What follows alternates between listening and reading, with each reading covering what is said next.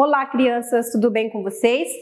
Profilia veio aqui hoje para falar com vocês um pouquinho sobre os nossos conteúdos de matemática, especialmente sobre o conteúdo de fração, que se encontra no final da nossa apostila do primeiro bimestre, ok?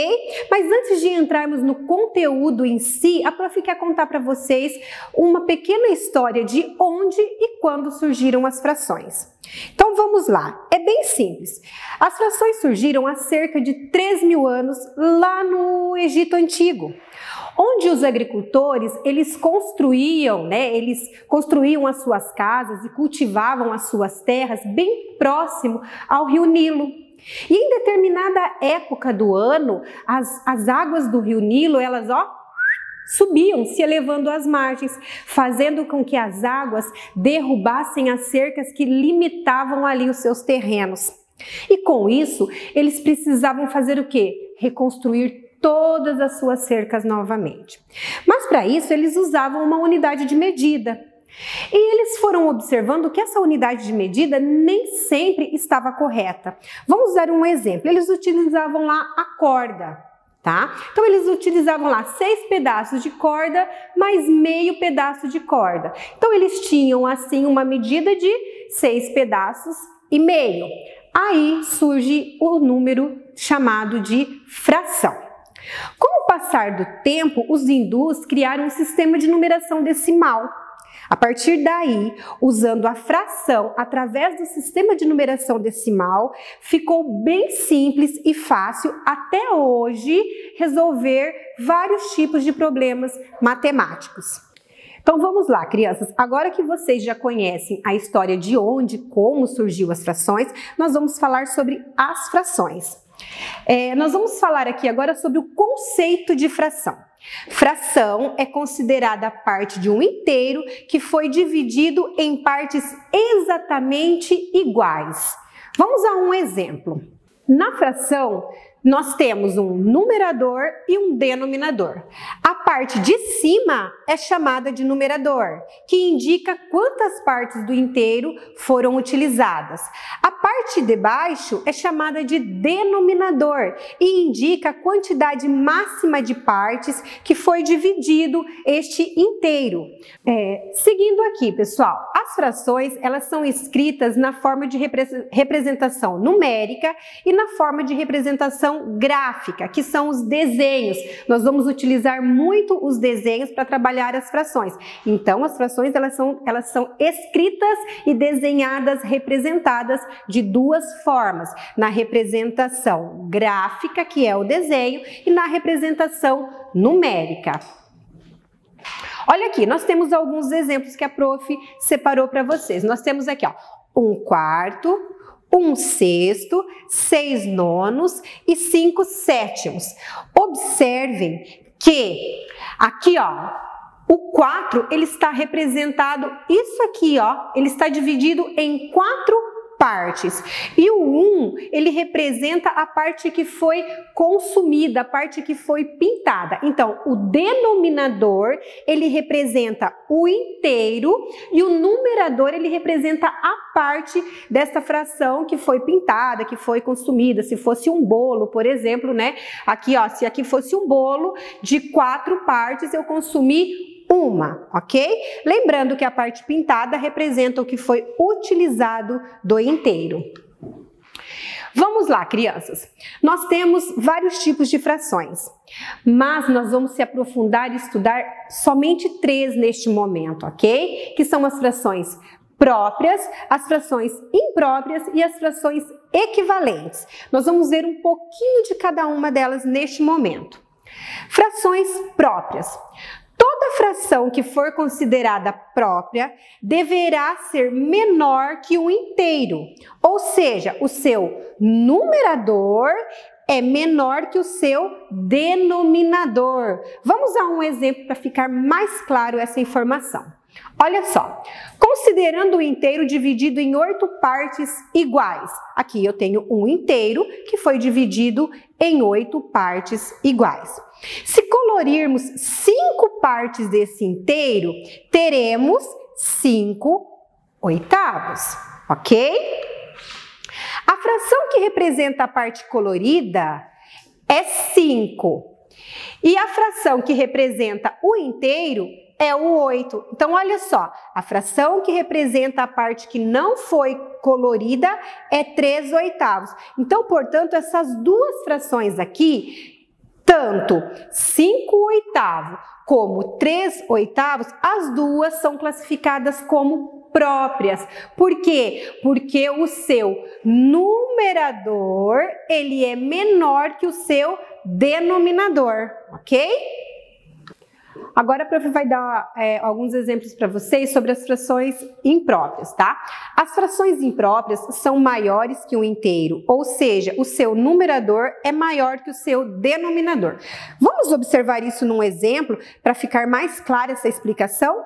Vamos lá, olha aqui, ó. Nós temos 5 terços. Significa que se repartirmos um inteiro em 3 partes e considerarmos que 5 é maior que 3, temos que construir mais um inteiro idêntico ao outro e completar a fração. Então, veja bem, aqui eu tenho o meu denominador, que é 3. Eu tenho aqui, vamos imaginar uma pizza que foi dividida em 3 partes.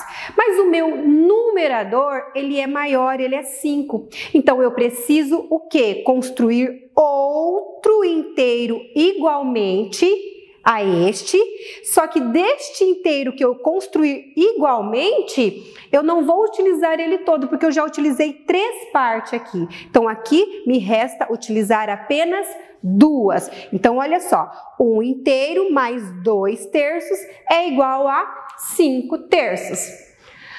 Agora nós vamos falar um pouquinho sobre as frações equivalentes. Frações equivalentes são frações que representam a mesma parte do todo. Desta maneira, frações equivalentes são aquelas escritas de jeito diferente, mas que representam a mesma parte de um todo. Vamos a um exemplo para ficar mais clara essa explicação. Olha só, aqui nós temos 3 representações gráficas de frações, tá? Nós temos 4/8, 2/4 e 1/2. Esses exemplos são frações equivalentes. Olha só, a escrita numérica, ela é diferente, ok? Mas ela representa a mesma parte do todo, ok? É bem tranquilo isso. Como encontrar frações equivalentes? Existe um modo bastante prático de encontrarmos frações equivalentes utilizando apenas a operação da multiplicação. Devemos multiplicar o numerador e o denominador por um mesmo número natural diferente de 0, ok? Vamos a um exemplo. A prof colocou de exemplo aqui 1/2. E eu quero encontrar frações equivalentes a 1/2. Como que eu vou fazer isso? Eu vou multiplicar o meu numerador e o meu denominador pelo mesmo número. Aqui a prof colocou de exemplo, ó, 1 vezes 2, 2, 2 vezes 2, 4. Então, 2/4 é a fração equivalente a 1/2, quer dizer, é a mesma coisa. A representação gráfica é a mesma, só a escrita numérica que é diferente. Então, aqui, ó, a prof colocou vários exemplos de frações equivalentes a 1/2, ok? Perceba que você pode encontrar diversas frações equivalentes à fração 1/2. É só ir testando a multiplicação com diferentes números, tá? Agora nós vamos falar um pouquinho sobre a escrita de frações. Para fazer a escrita e a leitura de uma fração, deve-se ler primeiramente o numerador e em seguida o denominador. Da seguinte forma, olha só, aqui nós temos 1/2, 3/4, 11/12, 15/16. Quando eu faço essa leitura de fração, vocês observem que o meu numerador, eu não mudo a forma de falar o número. O 1 é 1, o 3 é 3, o 11 é 11, tá? E assim por diante.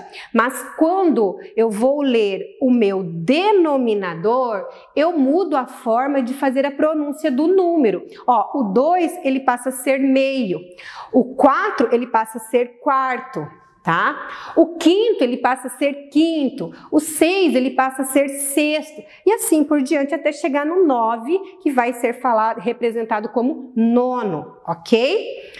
E quando nós vamos falar depois do 11 em diante, nós acrescentamos a palavrinha avos. Olha só, 12 avos, 11 avos, 15 avos, 16 avos, 20 avos, 30 avos, tá? E assim por diante. Então, do 11 em diante, a gente acrescenta a palavrinha avos junto, ok? Aqui agora nós temos uma demonstração para vocês, uma explicação para vocês, quando o meu denominador é 10, 100 e 1000. A leitura dele passa a ser a seguinte: 11 décimos, 51 centésimos, 22 milésimos. Ok? Então, essa é uma explicação sobre a leitura e escrita das frações, ok? E agora, a Prof tem para vocês um exercício na página 153, 154, referente a este nosso conteúdo aqui que a Prof explicou para vocês. Vocês podem realizar e no nosso próximo encontro a gente volta a falar dele. Um beijo e até lá!